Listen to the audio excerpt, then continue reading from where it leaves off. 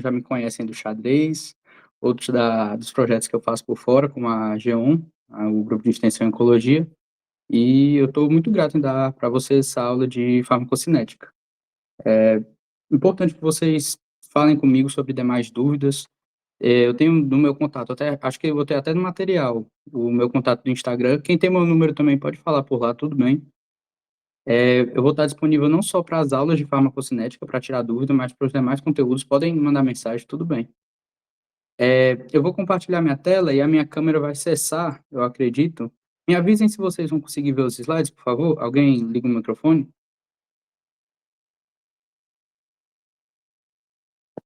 Conseguem ver os slides? Sim. Certo. Deu alguma falha na minha voz agora ou tá tranquilo? Não, tá tranquilo. Certo, maravilha, pessoal. Inicialmente, eu gostaria de contextualizar para vocês sobre a farmacocinética, né, uma amplitude um pouco maior do que seria a farmacologia. A farmacologia é uma área da ciência que estuda as substâncias químicas e a amplitude de interações que elas conseguem fazer com diferentes sistemas biológicos. Disso, dentro da farmacologia, a gente consegue avaliar dois campos de estudo, a farmacocinética e a farmacodinâmica. A farmacocinética, que é o enfoque da nossa aula, é o quê? Ela pode ser facilmente definida com a frase o que o corpo faz ao fármaco. Eu gosto de memorizar pensando em cinética, C de cinética, C de corpo, né? Que seria o ramo da farmacologia que estuda o destino das substâncias químicas aplicadas no organismo vivo. Nisso, a gente vai elaborando diferentes estágios no caminho do fármaco dentro do nosso organismo e não trabalhando com reações, mas sim ações do fármaco, compreendem? Quando a gente estuda as reações dos fármacos ao nosso organismo, a gente está vendo farmacodinâmica, que é o que o fármaco faz ao nosso corpo, compreendem? E dentro do ramo da farmacocinética, a gente analisa com certa prioridade quatro setores iniciais, né? Quatro caminhos do fármaco no nosso corpo. Seria o quê? A absorção, a distribuição, a biotransformação e a excreção dos fármacos. Aqui tem as diferentes vias de administração que eu vou caracterizar para vocês posteriormente, porque eu acho que vocês só vão entender de verdade as vias depois de entender os quatro mecanismos que eu mencionei. Certo. Agora, partindo do princípio, a absorção. O que é a absorção? Ela pode ser definida como um processo em que o fármaco ele passa para os vasos sanguíneos, passa para o líquido sanguíneo, o sangue, de fato, né? Diante dessa definição, a gente consegue elaborar certos conceitos. Exemplo, os fármacos que são aplicados na via intravenosa, eles não são absorvidos, eles não são capacitados para absorção, compreendem? Visto que eles já são lançados diretamente no plasma sanguíneo. Um fármaco que é oral, como um captopril, uma metformina, uma pílula, ele tem um momento de absorção, tem um momento que ele passa de fato ao plasma, que eu vou caracterizar posteriormente, né? Agora, referente à solubilidade e capacidade de absorção de fármacos. É muito importante que vocês entendam que para um fármaco ser absorvido com eficiência, ele necessita de certas características. Entre elas, as quatro principais seriam o quê? A ausência de carga, carga que eu digo é ausência de carga, transformação de íons, seria o tornar polar uma substância por meio de processos, reações químicas diversas. E seria e também a segunda característica de apolaridade. A apolaridade é um pouco mais diferente, seria a ausência de carga de forma intrínseca no fármaco. Também é importante o baixo peso molecular, por causa que ele vai passar com uma maior facilidade, né, na camada fosfolipídica, e a alta solubilidade lipídica. Nisso, eu gostaria de caracterizar para vocês o seguinte: um fármaco que apresenta alta solubilidade lipídica, por que que ele é mais facilmente absorvido? Por conta que ele consegue interagir de forma mais fácil com a camada fosfolipídica das células. Lembra daquela história do ensino médio do semelhante dissolve semelhante? Pois é a mesma lógica. A camada fosfolipídica, né, ela interage mais facilmente com um fármaco que tem uma solubilidade lipídica. E sobre a solubilidade, a gente pode avaliar, quando a gente está tratando de compostos lipossolúveis, que é melhor a absorção quanto melhor uma reserva para a gordura, compreendem? Tipo, no cenário de pacientes obesos, eles vão ter maior reserva e o efeito farmacológico vai ser prolongado, pensando em duração do efeito apenas, compreende? De forma análoga, a gente consegue analisar a situação do paciente desnutrido. O paciente que é desnutrido, isso daí vai importar mais para a segunda fase, a de distribuição. Nele, ele apresenta poucos nutrientes. Entre esses nutrientes, a gente pode ressaltar as proteínas. E a proteína mais abundante no nosso corpo é a albumina. Qual é a função da albumina? A albumina, ela atua no transporte dos diferentes compostos. Compreendem? Quando um paciente apresenta pouca albumina, vai ter pouco agente transportador desse fármaco para dentro da célula. Entenderam? Logo, o paciente que é desnutrido tem pouca proteína, né, tem pouco nutriente, e entre eles tem pouca albumina. E o que que isso faz? Isso faz com que o fármaco, quando ele interage com a célula, não exista tanta interação entre albumina e fármaco. Compreendem? Ou seja, não existe o obstáculo que é a albumina para fazer o transporte. Não existe o agente da albumina nesse processo. Só existe o fármaco livre na membrana. E por conta da concentração desse fármaco livre, que é o fármaco que não está associado à albumina, ele vai poder se transportar para dentro e fora da membrana celular muito mais fácil, entendeu? É como se não houvesse o obstáculo que é a albumina para fazer o transporte, visto que proteínas são moléculas maiores, né? Elas têm maior peso molecular e acabam atrapalhando, acabam retardando esse processo de entrada, de absorção do fármaco. Vocês estão me ouvindo bem? Sim, tá ouvindo? Maravilha. Tem alguma dúvida no chat até esse ponto?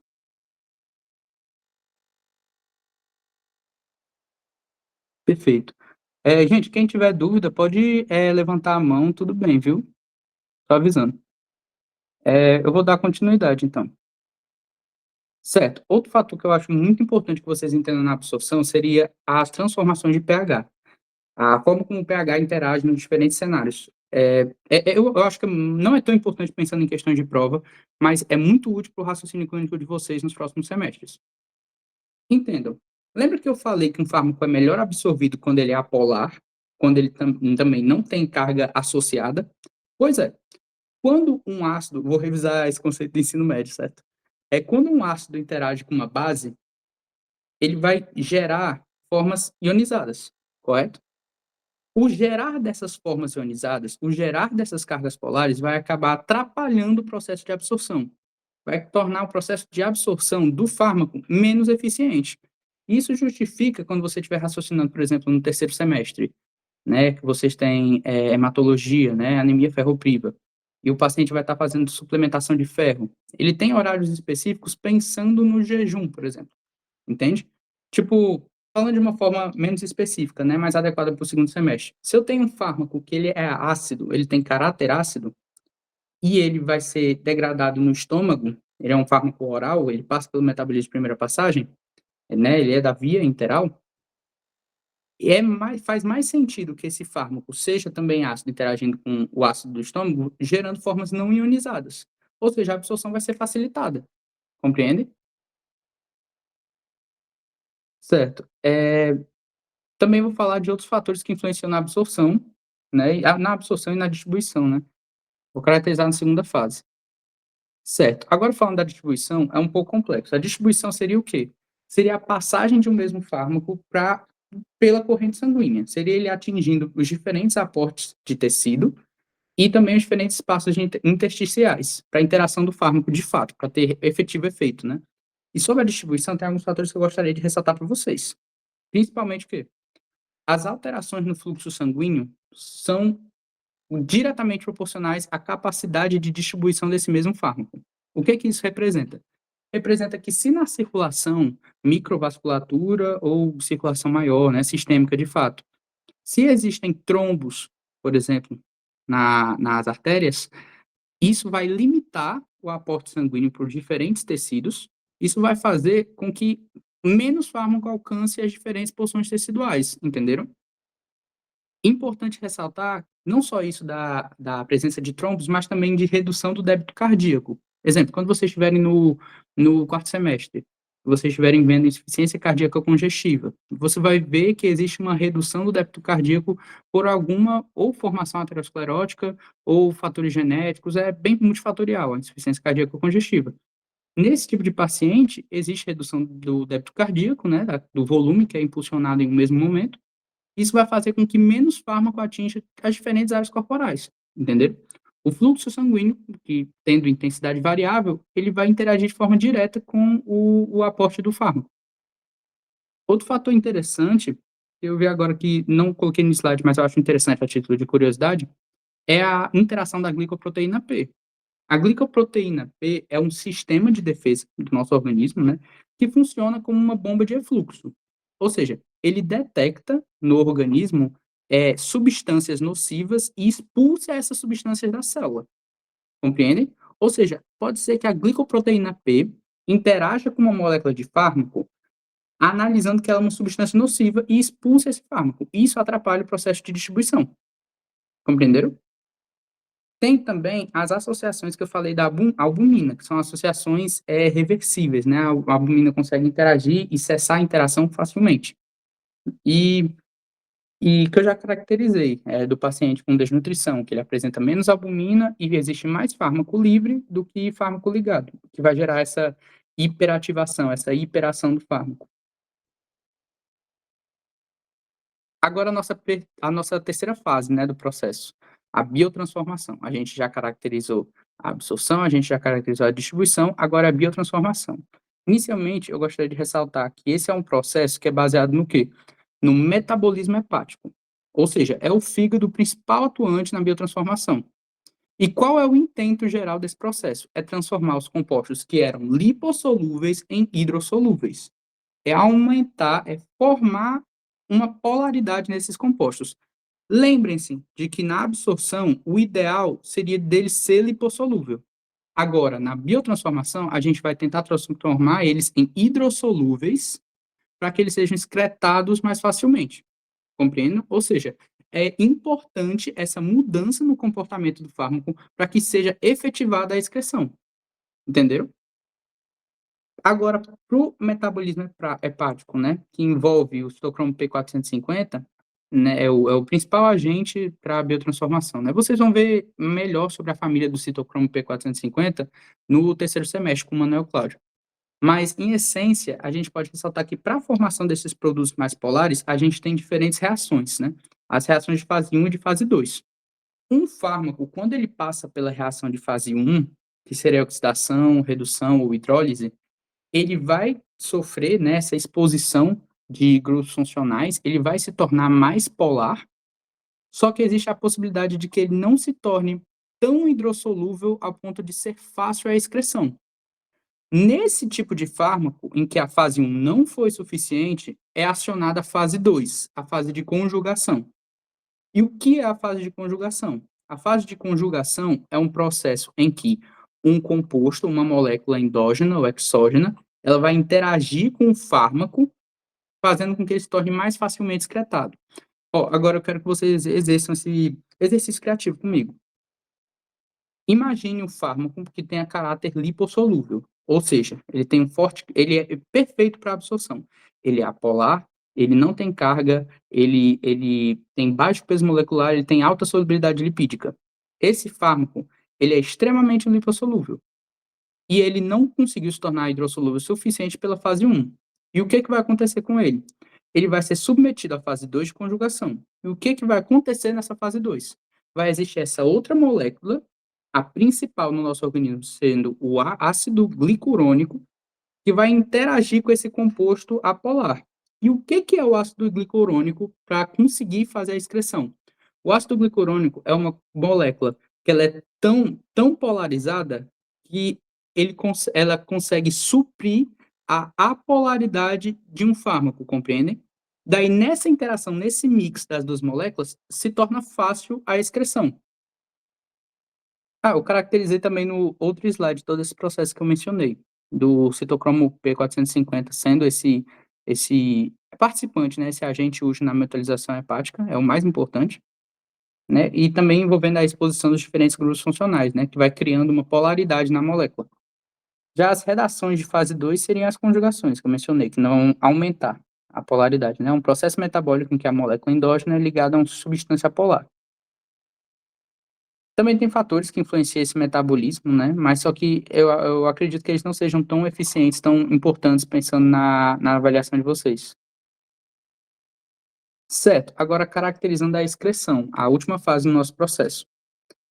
Ela é efetivada principalmente pelos rins, mas tem diferentes formas de efetivar a excreção de diferentes fármacos, né? Aí existe a forma pelas fezes, pelo ar expirado, pelo suor, lágrimas, saliva, é variado.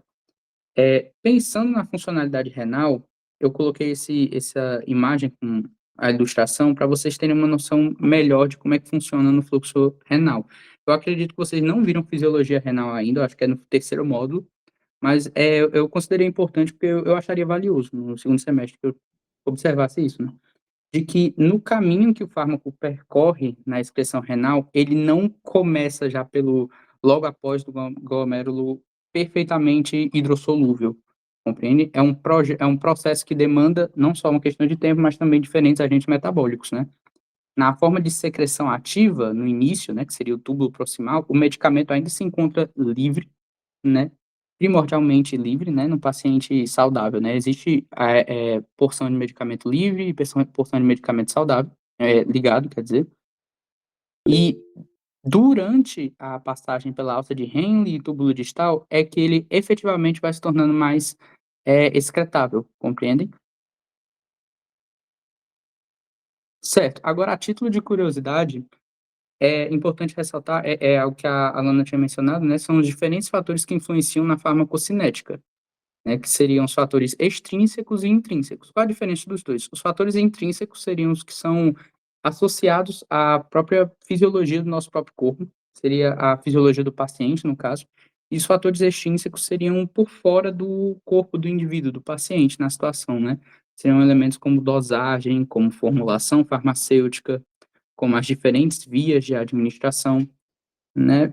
Tem também as propriedades que eu falei dos fármacos, do fármaco que é idealmente mais fácil de ser absorvido, né? Como um tamanho menor, né? O baixo peso molecular, a ausência de cargas, fatores como esses, né? E também tem as diferentes condições de uso, né? Como os efeitos cumulativos, tolerância à alergia, que as meninas da farmacodinâmica vão explicar perfeitamente, né?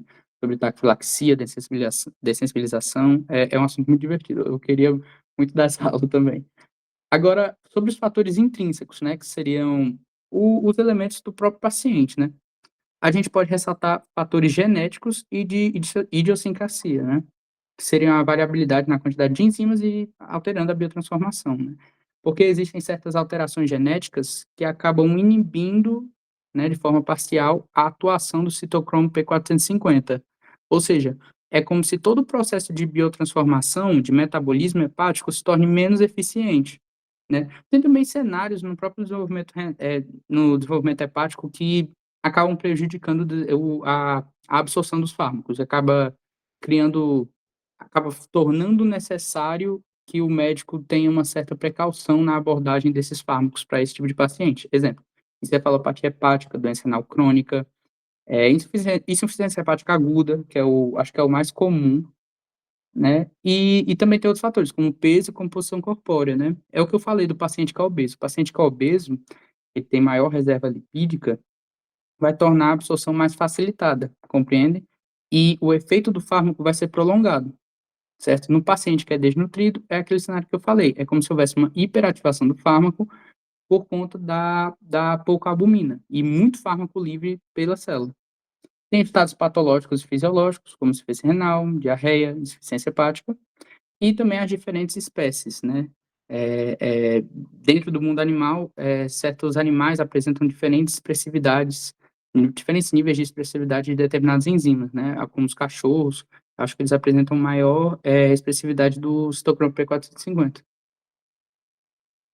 Mas, em essência, essa é a aula principal, pessoal. Eu vou resolver umas questões agora, né? Quem tiver dúvidas no conteúdo, pode mandar mensagem para mim no privado, né? No meu Instagram, fernandojp_. E também fica de olho no Instagram da Fisiofarmaco Unicristos, né? Que é o meu Instagram de todos os monitores, em que a gente posta uns resumos. Eu vou postar amanhã, acho que umas 11 horas, uns flashcards para vocês treinarem. Mas quem tiver dúvidas, tanto na resolução de questões para a prova, quando vocês estiverem estudando no final de semana, podem mandar mensagem no meu Instagram, sem problema, no Instagram, WhatsApp. Eu respondo não só de farmacocinética, mas das outras atividades, das outras aulas também. Alguém tem alguma dúvida na aula? Eu vou começar a resolver as questões. Ei, Fernandes, boa noite, tudo bom? Cara, se tu puder só falar um pouquinho sobre a P450, porque teve uma questão que relacionou ela como indutor na presença de álcool e nicotina, e eu não entendi muito bem essa. Eu pensava que iria ser inibitor.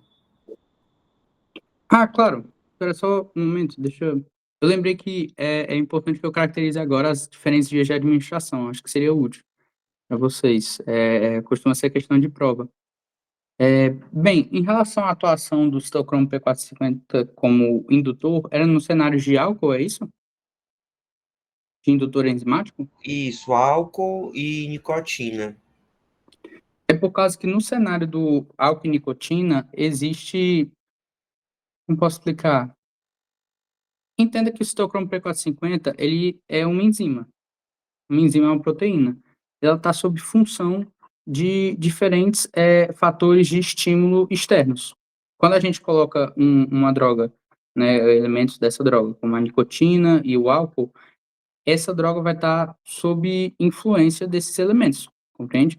Acredito que, como indutor enzimático, no quesito do paciente, faz sentido por causa que vai estar proliferando a atividade do citocromo P450, vai estar favorecendo o processo de biotransformação, vai estar tornando mais polar o fármaco. E vai estar, tipo, proliferando a excreção, vai estar favorecendo a excreção em vez da absorção.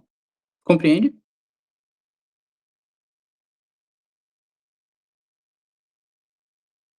Falou? Certo. Então, quando ele coloca que ele é um indutor, é porque ele vai favorecer a excreção, né? Se possível, você pode me mandar a questão completa no privado, e daí eu posso redigir uma resposta maior. Tá, vou te mandar lá no Eu Instagram. posso negar cada alternativa. Ei, JP, essa pergunta do Thiago tem a ver com os receptores de nicotina? Aquele negócio de acetilcolina, não sei o quê? Tem alguma coisa a ver? Rapaz, dizer que existe associação, sim, mas a sua pergunta reside mais no que exatamente? Eu não entendi. Por ele ajudar na excreção, não é isso? Uhum. Ser agonista e tal. Eu não raciocinaria desse jeito, por causa que, bem, a atuação com diferentes receptores, ela pode se tornar, como posso explicar, bem particular em relação ao fármaco, mas é, existe nexo nessa lógica, compreende? Mas eu não associaria dessa forma, como se o P450 fosse um agonista de algum processo, não. Eu pensaria mais nos conceitos de agonistas e antagonistas referentes aos fármacos, visto que a enzima é um fator inerente à própria fisiologia do corpo, compreende? Sim, sim. Show. Certo. Mas alguém tem alguma dúvida? Eu vou caracterizar as vias de administração.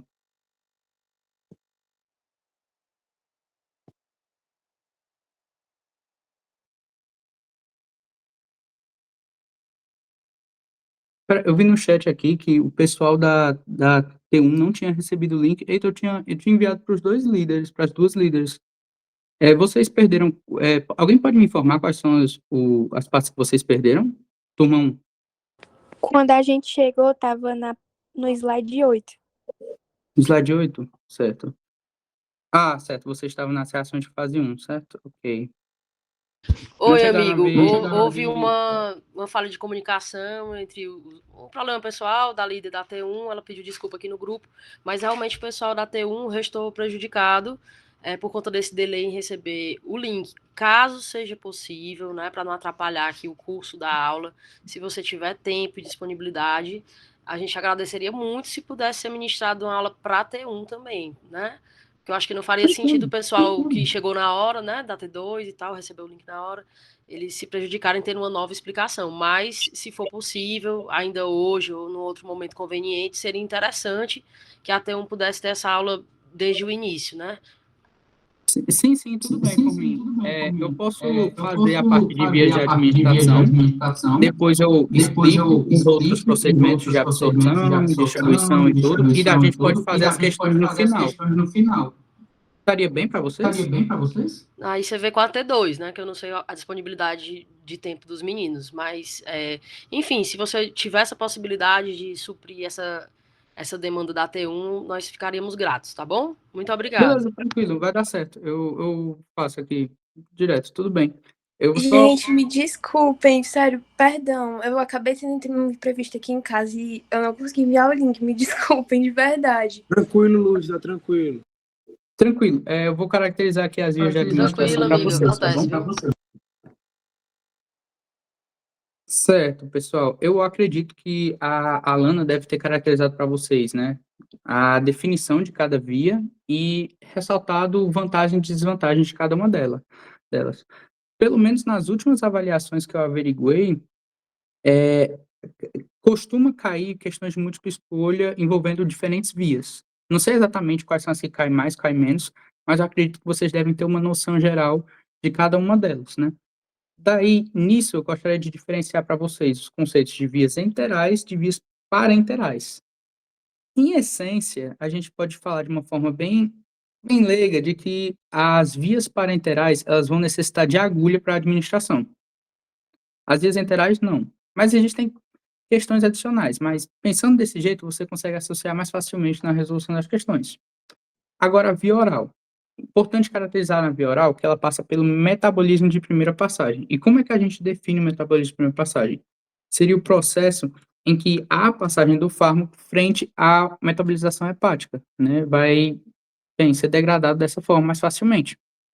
A absorção vai ocorrer na própria mucosa do trato gastrointestinal e apresenta diferentes vantagens, como a maior segurança, comunidade e economia, a aplicação da via oral, e a alta absorção intestinal, principalmente pela superfície das vilosidades intestinais. Um exemplo de via oral que eu gosto de ressaltar seria o uso de metformina por paciente diabético. A metformina tem um efeito consideravelmente rápido e é seguro para a administração. A possibilidade de intoxicação pela metformina, né, e no caso de intoxicação, né, de conseguir controlar a situação é bem fácil, entende? As desvantagens da via oral residem no quê? Seria na grau de absorção variável, o caso que vai estar muito dependente da integralidade da própria mucosa intestinal e o próprio metabolismo de primeira passagem, que acaba reduzindo muito a biodisponibilidade do fármaco. Eu não sei se a Alana definiu para vocês o que é a biodisponibilidade, mas seria a porção ativa do fármaco dentro de um setor bioquímico que a gente está analisando. Existe, tipo, no próprio corpo humano seria um setor bioquímico, compreende? Agora, para via sublingual. Para via sublingual, tem um exemplo que eu gosto muito, que seria a aplicação de nitroglicerina em paciente em emergência cardíaca.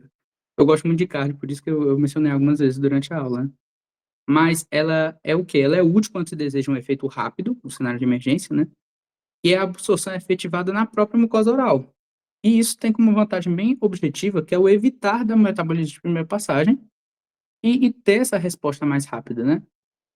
Nisso, a gente pode ressaltar desvantagens, como o fato de ser inapropriado para substâncias que são irritantes ou de sabor desagradável, né? Agora, sobre a via retal, né, ela é absorvida na própria mucosa retal, né? E tem como vantagem o fato dela ser aplicada, né, facilmente administrada em pacientes que estão desacordados ou com náusea e vômito, né? E também pelo fato de que acaba tendo a redução do metabolismo pelo próprio fígado. Nisso tem o exemplo de diazepam, né? O diazepam administrado para crise convulsiva. Crise convulsiva aguda, sim. O diazepam pode ser administrado por via retal, né? Mas existe a desvantagem da irritação da mucosa retal e também no desenvolvimento de uma absorção irregular, né, incompleta. Agora, quanto à via cutânea, né, a via cutânea ela é absorvida pela pele. Antes da gente caracterizar vantagem e desvantagem, eu acho legal vocês entenderem o que é um fármaco da via cutânea tópico e transdérmico. O tópico, ele tem efeito local, ele é como uma pomada, entendeu? O transdérmico, ele já tem um efeito sistêmico, ele já perpassa mais facilmente para camadas mais profundas. Entre as vantagens, a gente pode ressaltar que ele é útil se a absorção mais lenta for almejada, e ele alcança a circulação sistêmica, no caso do transdérmico, de forma mais regular. A principal desvantagem da via cutânea seria o fato de que a possibilidade, né, dos medicamentos tópicos alcançarem a circulação sistêmica, entende?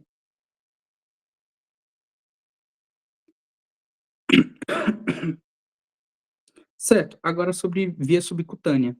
Ela vai ser absorvida pelo endotélio dos capilares vasculares e linfáticos e tem essa absorção mais lenta em suspensões, mas é boa pensando em soluções. Pensando nisso de ser boa em solução, tem a administração de insulina em paciente que tem diabetes tipo 1. Eu acho um exemplo muito fácil de compreender, por causa que existe de fato uma absorção boa, com uma certa viabilidade para a aplicação da caneta insulínica, compreende? Tipo, justifica a existência do instrumento. As desvantagens é o quê? De que o volume aplicado ele é bem limitado e ele é dependente, muito mais dependente do fluxo sanguíneo. Não é à toa que quando vocês... no meu ácido do segundo semestre eu já tinha essas atividades, né? Que eu aplicava você tinha que ensinar o paciente sobre a aplicação da caneta de insulina, né? E você tinha que perceber que você não pode aplicar na mesma região da barriga por muitas vezes, por causa que pode irritar facilmente, pode prejudicar a absorção, e o paciente vai ter um pico glicêmico em bem menos tempo do que se ele tivesse utilizando corretamente a caneta. E também pode causar dor e necrose devido a substâncias irritantes, né, que são mais atreladas à má administração do fármaco ou cenários de drogas de abuso, coisas do tipo. Via inalatória. A via inalatória, bem, um exemplo que eu gosto de ressaltar é o do salbutamol. Eu não queria caracterizar muito porque acho que vai acabar atrapalhando as aulas das meninas da farmacodinâmica, mas é interessante para vocês pensarem no terceiro semestre, por causa que o salbutamol pode ser aplicado em paciente que está com crise asmática, entendeu? Porque é um beta-bloqueador muito potente, muito utilizado na prática clínica, né? E tem como vantagens o efeito mais rápido, né? Por causa que tem uma semelhança à intravenosa na velocidade, mas como principal desvantagem seria a pouca disponibilidade, biodisponibilidade, por causa que vai estar, tipo, disperso no próprio ar, né? Agora, para a via intramuscular, a gente pode caracterizar, né, uma absorção pelo endotélio vascular e linfático, tendo como vantagens uma rápida absorção, que é adequada para volumes moderados, volumes aquosos e não aquosos, além de suspensões. E a administração também pode ser feita em pacientes desacordados. A principal desvantagem da intramuscular é de que existe chance de lesionar o músculo e de gerar um processo inflamatório por conta da substância aplicada. Agora, uma coisa importante é a gente caracterizar a intravenosa. É a particularidade que eu falei em relação à absorção dos fármacos de via intravenosa, que é o quê? O fato que ele pode ser aplicado diretamente na circulação. Ou seja, não existe absorção de fármacos de via intravenosa. Compreende? Dentre isso, a gente pode dar certas vantagens, como o fato de não ter absorção, o fato de não ter um momento para entrar no plasma sanguíneo, indica uma velocidade maior dos efeitos. Existe a possibilidade de aplicação de substâncias irritantes, desde que elas estejam muito bem diluídas, né? Isso é aplicado mais de acordo com posologia, pessoal. Existem diferentes formas de administrar um fármaco de via intravenosa e existem cálculos que a gente faz de acordo com o peso e, né, atrelados ao cenário clínico do paciente também. A administração de grande volume em infusão lenta também é uma possibilidade, né? A chance de um melhor controle de dose também é bom, por causa do próprio quesito, né, da própria circunstância de administração, e também o fato de que evita o metabolismo em primeira passagem, né. Entre as desvantagens, bem, a gente pode ressaltar que ele não pode ser removido após a administração, não é tão seguro como a via oral, por exemplo, né, é impróprio para solvente oleoso e substância solúvel, e o risco de embolia, que é alto, é o mais alto, acho que entre as vias de administração, e a possibilidade de irritar o endotélio, né, infecções por agentes bacterianos e reações anafiláticas estão também consequências. Só a título de curiosidade, né, na minha vivência desse semestre, eu tive um paciente que eu acompanhei, né, um paciente, ele estava sob o uso de vancomicina por via intravenosa, e isso acabou gerando, acredito que no dia seguinte à internação, uma certa irritação na região que foi administrada a vancomicina. Eu acredito que seja por conta do manuseio da própria seringa, mas não posso afirmar, né, com esses dados. Mas foi o que aconteceu, houve uma inflamação na região. Isso caracteriza as vias de administração. Eu sei que é muito denso esse conteúdo das vias de administração, e nas questões acaba se tornando um pouco de decoreba, mas acredita em mim que é mais uma questão de bom senso quando vocês estiverem raciocinando, né. Eu separei umas 5 questões das provas, para a gente resolver depois, e tem umas 10 questões que eu fiz à parte, que eu não coloquei no material, porque eu acho que ia tomar muito tempo de vocês, mas, é importante que vocês façam depois o material que eu enviar, de 10 questões, que são 10 questões autorais, e tem um conteúdo bem recheado, muito bem. Certo, pessoal, agora eu fiquei um pouco na dúvida, vocês preferem que eu faça as 5 questões, daí depois eu dê aula novamente para o T2, para T1, quer dizer, ou preferem que eu dê aula novamente e faça as questões? Porque eu tenho 100% de disponibilidade, pessoal, para vocês.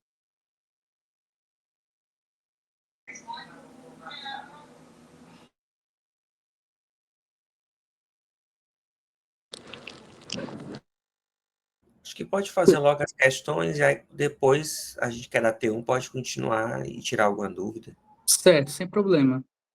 Aproveitando, só uma dúvida. Oi. Parental é a mesma coisa que intravenosa? Assim, medicação por via parental? Não, não, não. O parenteral, não necessariamente, Parenteral, né? sabe. O medicamento que é administrado por via intravenosa, como eu falei, a vancomicina, por exemplo, é um potente antimicrobiano, um bom antibiótico. Ele é da via intravenosa, portanto, ele é parenteral. Mas um fármaco que é parenteral, não necessariamente é intravenosa, compreende? Tipo, os outros que eu falei, tipo a subcutânea, a via retal, compreende? Tipo, a gente ressaltar de que todo fármaco parenteral é intravenoso, é errado, mas todo intravenoso é parenteral, entendeu? Certo. É porque eu vi que tem uma questão das passadas que justamente coloca essa dúvida, né? Entre que a parenteral não teria o comprometimento do suco gástrico, enfim. Aí eu lembrei da alimentação parenteral, mas eu fiquei nessa dúvida, mas tudo bem. Porque nesse caso, sim, não vai ter interferência do suco gástrico, porque compreendo, compreendo. Isso da alimentação parenteral procede, mas a questão enaltece algum cenário clínico? Ou é só verdadeiro ou falso? Era só de verdadeiro ou falso. Manda essa questão também para eu analisar, por favor. Por Tá, causa que eu te eu adiciono lá no marcaria como Instagram, aí quando positivo. tu aceitar, eu mando os prints das questões. Certo, maravilha. Agora, partindo para as questões de fato da gente, eu vou dar. Vocês querem que eu dê um certo tempinho para vocês, tipo, de cada uma? Eu acho que seria bom para vocês praticarem com mais eficiência, mas teria problema pensando na disponibilidade de tempo de vocês? Por mim é tranquilo, pode ser dando um tempo. Certo, eu vou dar, então, acho que uns 3 minutos, tá bom? Para vocês, são 4 questões. Pode ser. Certo, vou colocar no cronômetro aqui.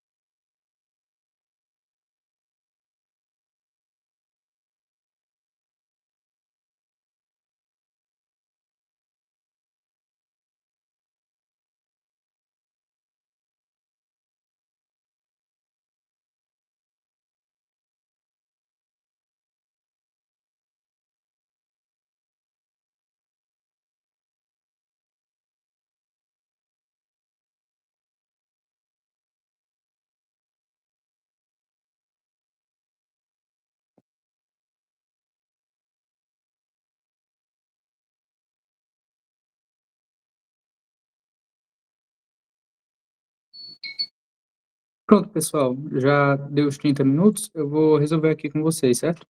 Considerando as características das principais vias de administração de fármacos, analise as afirmativas a seguir. 1. Via oral é mais conveniente e econômica, porém o fármaco sofre metabolismo de primeira passagem. Sim, procede. Informação de fato é a via mais cômoda, pensando na aplicabilidade do paciente. Tentem lembrar sempre dos exemplos que eu tinha mencionado, ou de outros que vocês já conhecem, né, como o caso da metformina. Tem também do captopril oral, no paciente que tem hipertensão, né, arterial sistêmica. Segunda assertiva, na via intravenosa, a via intravenosa é o início de ação rápido, sim, porém inadequado para soluções solúveis ou substâncias pouco... procede. É inadequada para substâncias oleosas ou substâncias pouco solúveis. Por causa que, bem, em fármacos que têm administração intravenosa, existe esse risco, né, pensando em substâncias oleosas, de criar um cenário pró-inflamatório, né, que vai acabar prejudicando o próprio paciente, não é o nosso objetivo. Assertiva 3. Via intramuscular pode ser utilizada para administração de fármacos em solução oleosa e algumas substâncias irritantes. Sim, procede. Via intramuscular pode ser utilizada para administração de fármacos? Sim. Via subcutânea possui início de ação lento e inadequado para grandes volumes? Sim. Correto. Via transdérmica é de administração contínua ou prolongada e o fármaco deve ser lipofílico. Deve ser. Sim, deve ter lipofilia, ele deve ser solúvel. 1, 2, 3, 4 e 5 são as assertivas corretas. Alguém tem alguma dúvida?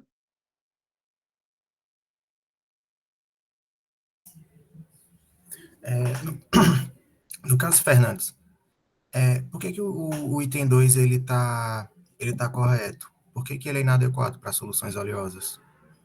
É porque, bem, como eu estou pensando em uma forma mais fácil de explicar sobre o conteúdo. Foi porque, Em essência. Oi? assim, pelo que eu entendi do conteúdo, quando o fármaco está lipossolúvel, né, que ele se é absorvido por lipídios, né, se não me engano, ele fica na forma ativa. Aí, a intravenosa, então, não seria mais adequado para lipossolúvel? Não é essa a questão, entendeu? É mais pensando, como posso explicar? Lembra que a via intravenosa, ela tem riscos inerentes à própria administração da via? Que seria o quê? O risco de embolia, o risco de inflamação, seria a possibilidade de infectar por algum agente bacteriano. Seria o exemplo que eu falei do paciente que tomou vancomicina, um antibiótico. Lembra? Ah, entendi. Certo. Seria inadequado para substâncias oleosas, por causa que quando você faz a administração pela via intravenosa, o nosso objetivo seria voltado à infusão lenta, entendeu? A gente administra grandes volumes por infusão lenta, não substâncias oleosas. Acaba se tornando um certo empecilho para o paciente, se for com uma substância muito oleosa, pode ficar favorecendo esse cenário inflamatório que eu mencionei, entende? Entendi. Certo. E no caso de substâncias que são pouco solúveis, lembrando que a gente vai administrar o fármaco de via intravenosa diretamente na corrente sanguínea. Se ele é pouco solúvel, ele não vai interagir muito bem com o próprio plasma, com o próprio sangue. Isso pode favorecer a embolia, pode favorecer a inflamação, que é a situação, compreende? É a situação que a gente não almeja, o paciente. Entendi. Valeu. Não é por nada. Alguém tem alguma dúvida em outro item? Ou eu posso passar para a questão 2?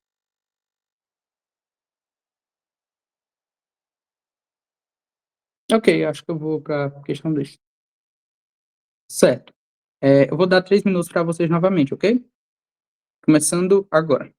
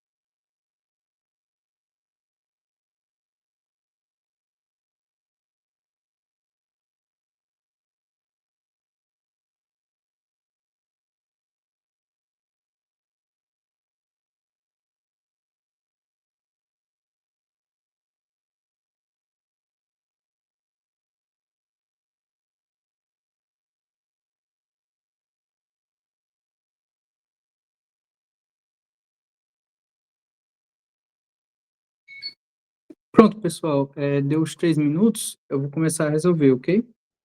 Certo, o JMPD, 50 anos, faz uso continuado de clorpromazina, um fármaco antipsicótico clássico, que circula ligado a proteínas plasmáticas. A paciente apresenta-se em tratado de anorexia severa, com quadro de hipoalbuminemia, redução de albumina.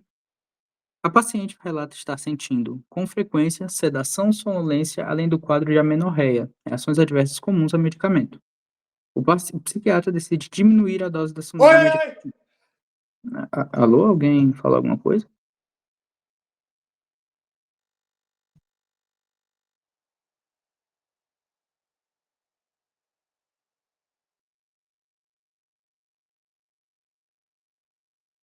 Certo, eu vou continuar a questão. Qual afirmativa justifica melhor a atitude do psiquiatra? A. A forma medicamentosa ligada às proteínas plasmáticas é farmacologicamente ativa. Não, isso não representa a ativação do próprio fármaco. No quadro de hipoalbuminemia, a clorpromazina tem sua excreção renal dificultada. Não, a gente não está falando da excreção, né? A gente está falando da distribuição. C. Como o paciente apresenta um quadro de hipoalbuminemia, a dose habitual representaria um fármaco com maior disponibilidade em sua forma ativa. Sim, acredito que sim. D. Os efeitos colaterais estão ligados principalmente à metabolização hepática. Não é uma questão de metabolização. É uma questão de distribuição. No quadro de hipoaminemia, o fármaco se encontra menos disponível para exercer as suas ações. Não é que ele se encontra menos, ele se encontra mais. O fármaco livre na membrana plasmática, ele vai conseguir perpassar, entrar e sair pela membrana muito mais facilmente. Não existe o obstáculo de um agente transportador, que é a albumina. É uma molécula muito maior do que o próprio fármaco fazendo transporte. Certo, então, a resposta seria item C. Perfeito. Alguém teria alguma dúvida? Ou posso passar para a questão 3?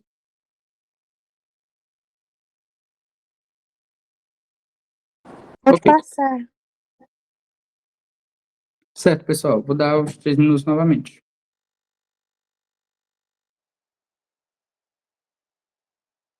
Agora.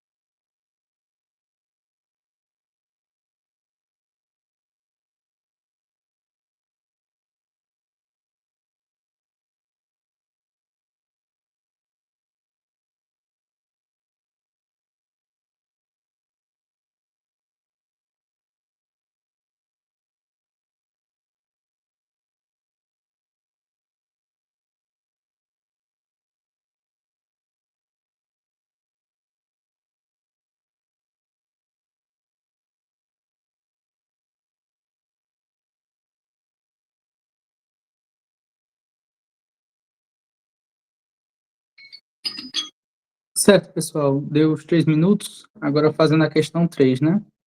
Paciente, sexo feminino, 60 anos, clearance de creatinina de 45 ml por minuto, com valor de referência maior que 90, ou seja, o clearance de creatinina está baixo, né?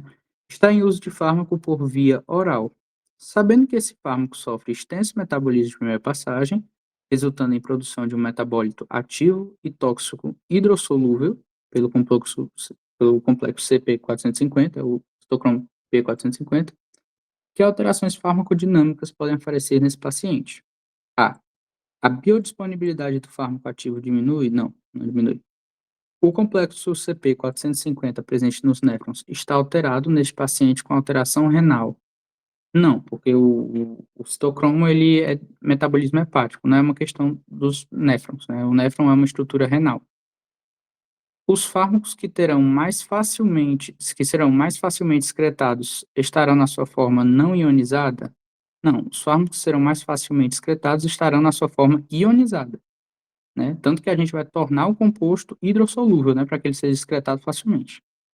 As reações de fase 2 de conjugação estarão não estarão comprometidas, não é uma questão de fase 2. A via renal, principal mecanismo de excreção de metabólitos hidrossolúveis, apolares, procede, está comprometida. Porque o clearance de creatinina está baixo. É como se a própria função renal não fosse suficiente para excretar o medicamento, compreende? Deixa eu ver se... Perfeito. A alternativa alguém tem alguma dúvida? Tu disse que a B estava errada por quê? O complexo CP450 presente nos néfrons está alterado neste paciente com alteração renal. Não, porque, entenda, e o complexo CP450, a enzima da biotransformação, ele não está presente no rim, entendeu? Ele está presente no fígado. Tanto que a biotransformação é resultante do mecanismo de metabolismo hepático, entendeu? Ou seja, a pegadinha aqui estaria mais em trocar o órgão, entendeu? Das diferentes fases. Repetindo, né? Entendi. Estão com dúvida Entendeu? no chat, viu? Estão com dúvida no chat. João, inclusive, essa dúvida que está no chat, inclusive, é a mesma que a minha.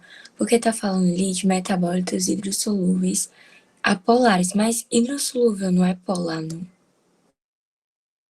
A via renal, principal mecanismo de excreção de metabólitos hidrossolúveis. Hidrossolúveis são polares. Sim, mas eu acho que ele quis dizer... Pois é, nesse caso ele está querendo dizer como se fosse sinônimo, né? Mecanismo de excreção de metabólitos hidrossolúveis. Hidrossolúveis têm característica polarizada.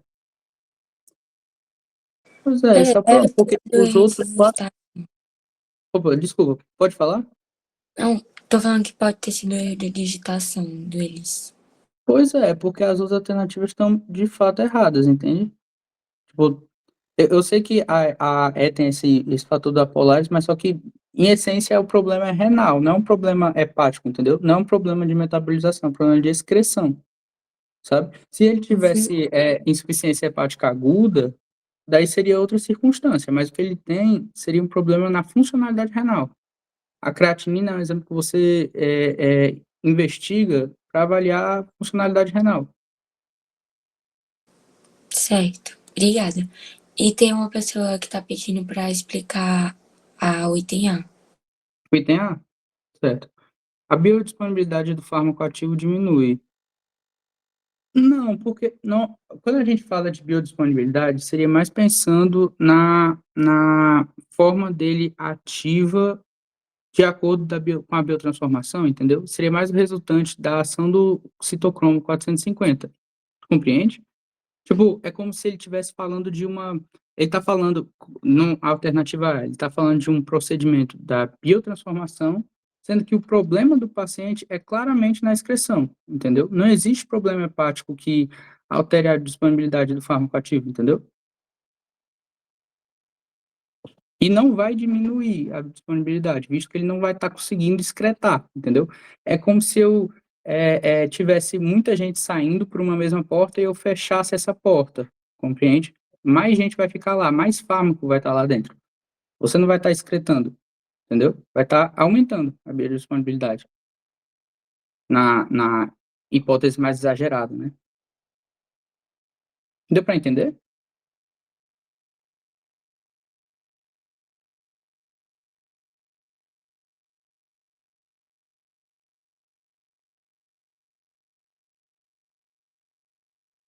Alô? Meu microfone quebrou? Ai, meu Deus. Não, Não, tá aqui, tá aqui. Tá bom. Beleza. Maravilha, fiquei com medo agora. Certo. Questão 4. Alguém tem mais alguma dúvida? Pediram para explicar as fases. As fases, você diz as fases a fase 1 fase 2 de biotransformação, ou você diz as fases gerais de farmacocinética? Eu vou explicar novamente para a galera da T1 tudo. Eu vou dar aula de novo.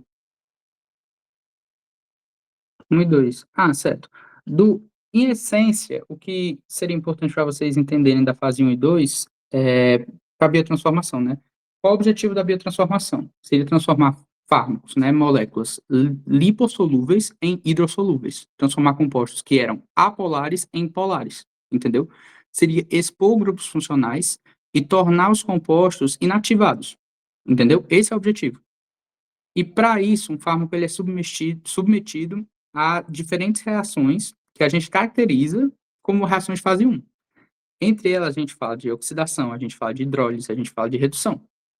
Se um fármaco ele não se torna hidrossolúvel o suficiente na reação de fase 1, daí, na própria biologia do organismo, é ativada a reação de fase 2, que é a fase de conjugação. E o que consiste a fase de conjugação?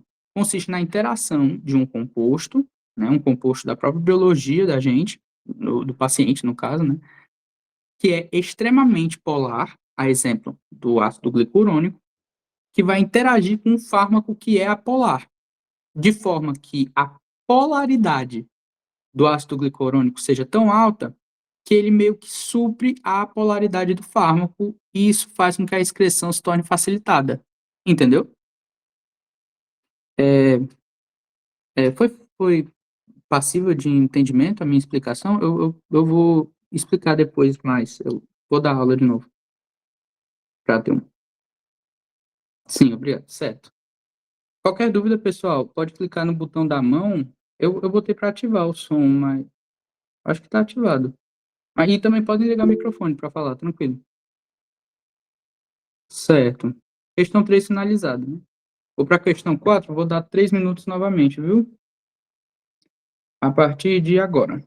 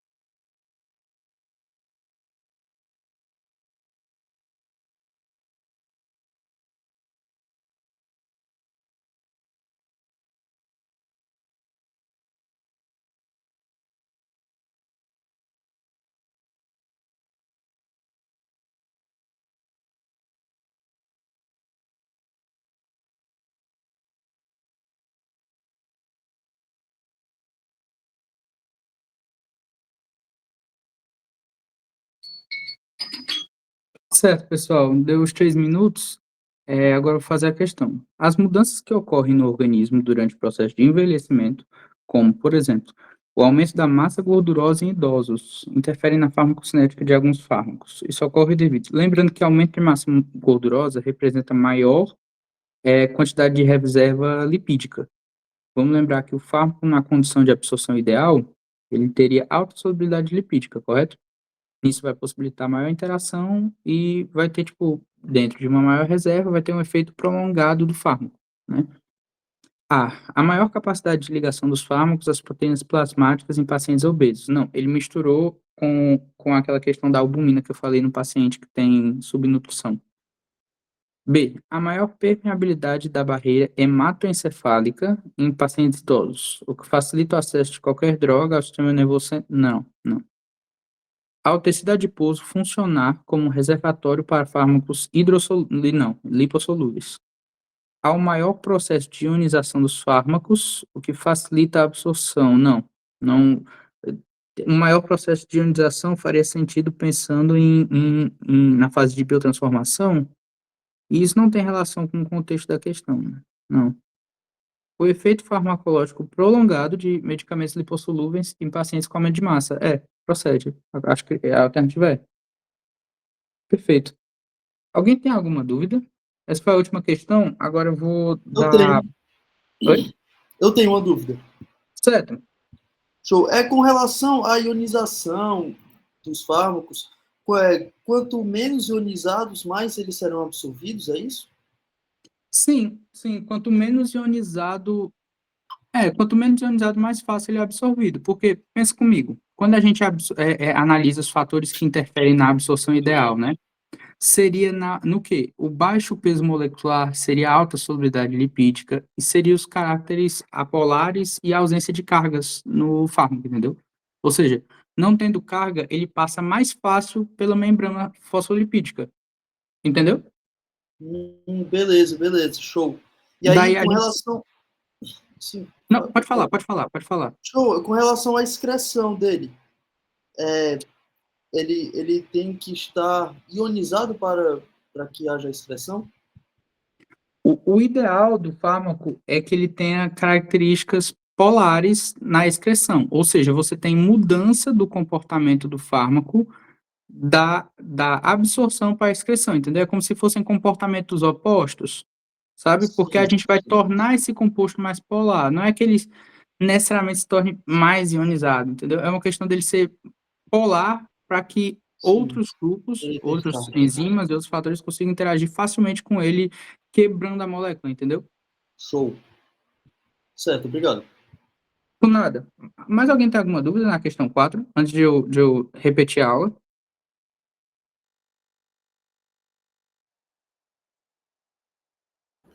Cara, eu te mandei aí no teu WhatsApp as duas questões que eu tava